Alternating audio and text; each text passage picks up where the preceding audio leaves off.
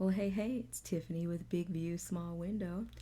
We don't have to talk about how long it's been since I recorded one of my videos, but some things have been building, and so now I'm ready to talk about them. So, this video is going to be a part of my newsletter for the month of August. So, I appreciate those of you who have read the newsletter up to this point. If you haven't, I will leave you a link in the description box of this video. I'm still on YouTube for now, until something better comes along, and I'll upload this to Rumble too. So, anyway, this newsletter is all about children, and I also wrote a blog called My Thoughts on Parenting and Adulting, so you should read it. I'm going to leave that in the description as well. But I want to talk about babies, and basically, the title of this entire newsletter is If You Love Them. So I said, if you love them, you'll challenge CRT, you'll challenge open borders, and you'll challenge sex education. If you love them, you'll educate them yourself. If you love them, you'll let them live. And then also discipline your children. And so I'm going to get into a little bit of that over the next few minutes. I'll go ahead and give you my disclaimer. I do not have children, but that does not mean that I can't speak with common sense, and that I can't, impart truth of what I understand certain scripture to mean. But ultimately, the choice is up to the people, the persons who are raising the kids, to actually, put to work what the Bible, gives you instructions to do. And I think what's important, first of all, for parents to understand is that you're not just the person who's feeding and clothing and paying bills and taking care of your kids. You are actually the keeper of your child's soul. You are the guardian of their emotions and their spirit, man. And that is your responsibility until a child reaches the age of accountability, at which point you, as the parents, being in proximity and in relationship with the child, should be the first person to lead them into a relationship with Christ. They shouldn't have to. Unfortunately, they do. I did. But they shouldn't have to go and look for acceptance in the world. They shouldn't have to go look for love in the world. They shouldn't have to go to a church even to find Christ. Christ should be in your home. So the first thing that I want to talk about and bring in awareness to is critical race theory. This is CRT. This is not anything that we want children to learn. It teaches them to hate themselves. It teaches them to hate each other, and it teaches them to hate this nation, and it's erasing our history. America is not a country that's founded on white supremacy and racism. Yeah, you know what? In our history, white people from Europe did come here to this land first, and they established some things. It happened the way it happened. But if you go back and you look into things like the Atlantic slave trade, et cetera, et cetera, none of that stuff originated here. A lot of what we know about slavery actually originated in Africa. Black people were selling other black people. This is not something that originated in America. Our Constitution is not racist. It's not built on white supremacy. This is a free black woman. No one's holding a gun to my head and never has. And I'm telling you that CRT is bad news. Now, in the state of Arizona where I am right now, they're banned from teaching it, and can be fined if they teach it. At least that's my understanding of what Doug Ducey passed a couple of weeks ago. Obviously, we're going to get a new governor in a couple of years, and so his policy, I guess the ink is only as dry on that policy as the person who's in office. So we need to pray that we don't end up with a Democrat, otherwise these kids are going to be radicalized. CRT is teaching white kids that they are oppressors and that they need to kneel in front of black students and apologize for the oppression that they've caused to their people. If this video wasn't about kids, I'd cuss right now, because that's not what needs to be happening.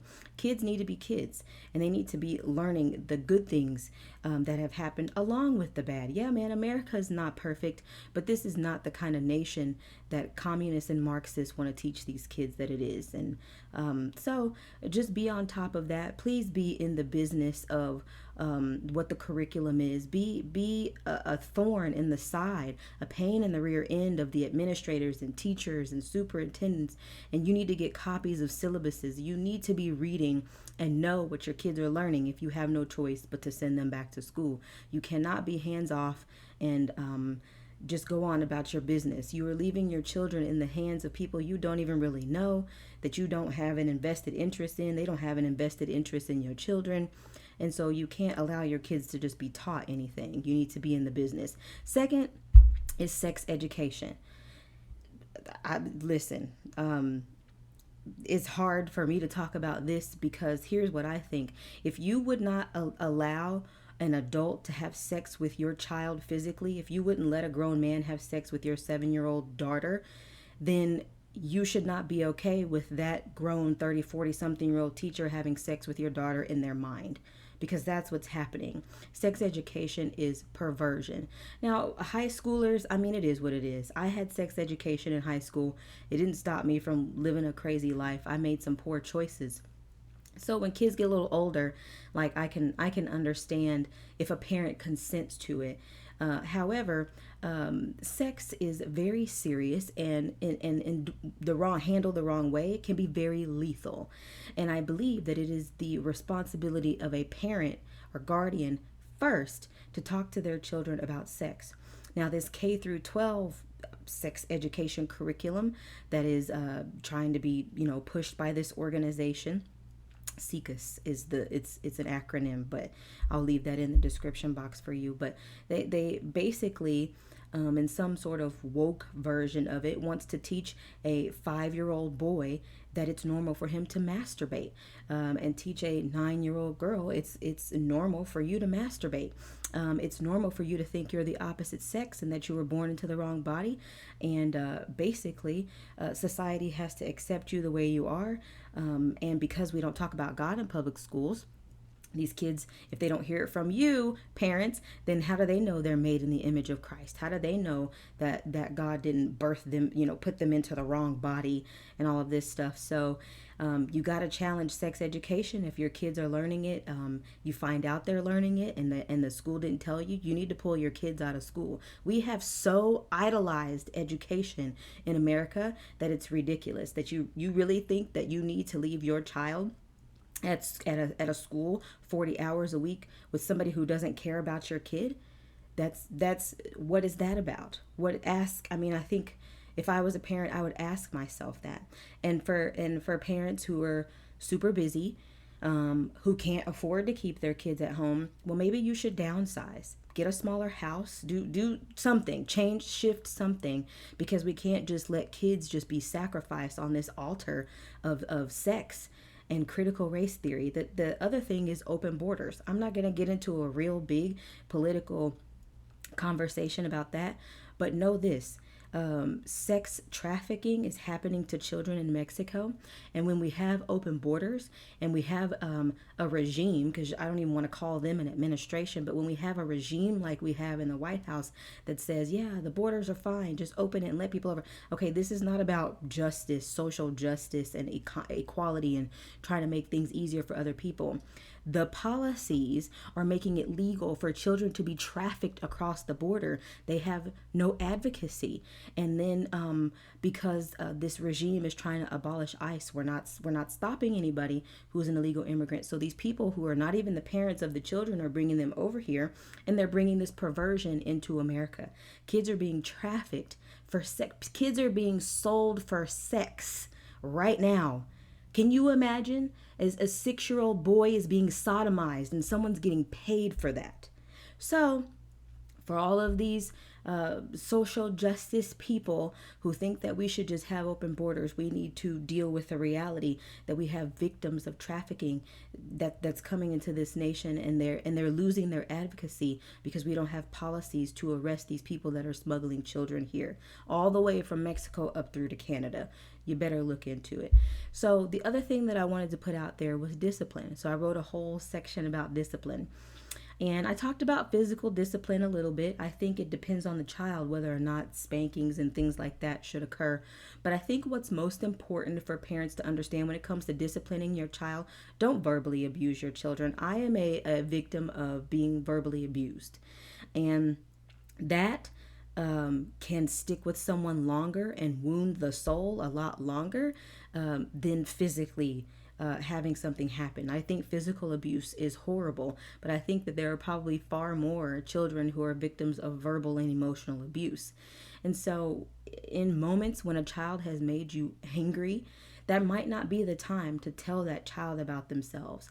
So, I think the discipline section was really more about parents than it was about children, because kids are going to be kids. They're going to be wild. They're going to have energy. They're going to have, just stuff going on, right? Because they're wired, to just be energetic and to be free. So, as a parent, I think you need to navigate that. You need to draw a line between discipline and abuse, and make sure that when you talk to the child that you're still respecting them. I know it might be hard for somebody who's an adult to realize that, a 12-year-old preteen needs to be respected, but they do. They are human beings, and you're basically molding them for adulthood.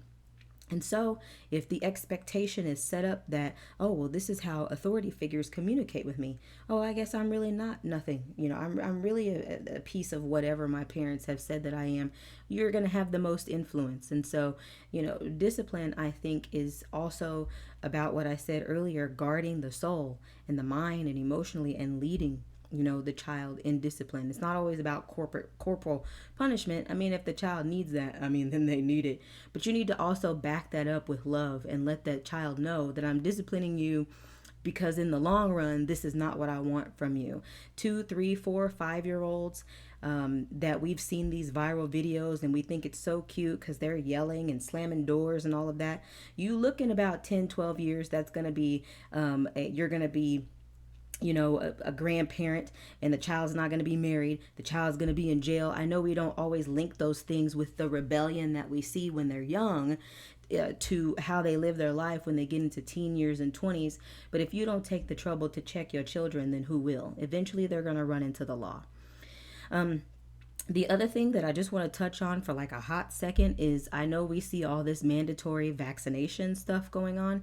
You need to educate yourself. You need to read, you need to educate yourself, and you need to resist, and you need to pull your kids out of school if it's mandatory for them to get junk shot into their body. It's all experimental. None of it is approved by the FDA. This is all emergency whatever. And this is stupid. I'm not giving any credibility to the FDA because we know that they approve trashy things all the time. The point is that when you read up on this, you will find people are dying from this vaccine. You will find that the CDC is changing some of their testing, and so that they can better differentiate between the flu versus COVID. I'm under the impression that they couldn't tell that before. And so people are getting themselves vaccinated and they don't even really know what they're being vaccinated against. They don't even know what they're up against. Now we've got these variants, and there's studies coming out now that people who are vaccinated are however many times more likely to get the variant than people who aren't. Basic biology or human chemistry, whatever, right? I haven't been in school in a long time, but I think one of those classes will tell you that our bodies create antibodies and a memory. Once we've had a disease, our body creates a memory of that and it knows how to fight it. So if you've had it, and then kids under a certain age are not even like spreaders. And so, you just need to educate yourself. Like I said earlier, we should not idolize education so much that we just sacrifice our kids on that altar. Peacefully decline getting it. And I can't really tell anybody what to do, but that's what I would do as a parent. So you can dislike, and we can talk about the political aspects of the vaccine and the disease and all those things. But if you consider yourself to be a Christian or you have some sort of spiritual understanding, then it would serve you and your family that you talk to God about what's really going on in America right now, because this is not about safety anymore. This is not about keeping so and so safe and all of that jazz. This is a communist takeover is what we're experiencing, and we need the mercy of God for this to not fully just become a way of life, because everything that they're going to push through legislation wise right now, every time that we have Democrats in power, this is just going to keep building to where we end up looking like China. And if you don't know what I'm talking about, well, I'm going to leave some more blogs in the description. I'm gonna leave a lot in the description box, so I can't talk about it all in this video. So I'm gonna leave some there about some things that I discovered. over the last couple of years. Been going on for decades, but China didn't get my attention until a virus that came from there came here. So I want to know, what's communism really about, and we're seeing that. I mentioned this for a hot second earlier about homeschooling. If there is any way possible, I mean at all, that you can keep your kids at home with you and educate them, work it out. Work it out with a spouse. Work it out with the parent of the child that you might not be married to. That doesn't matter anymore.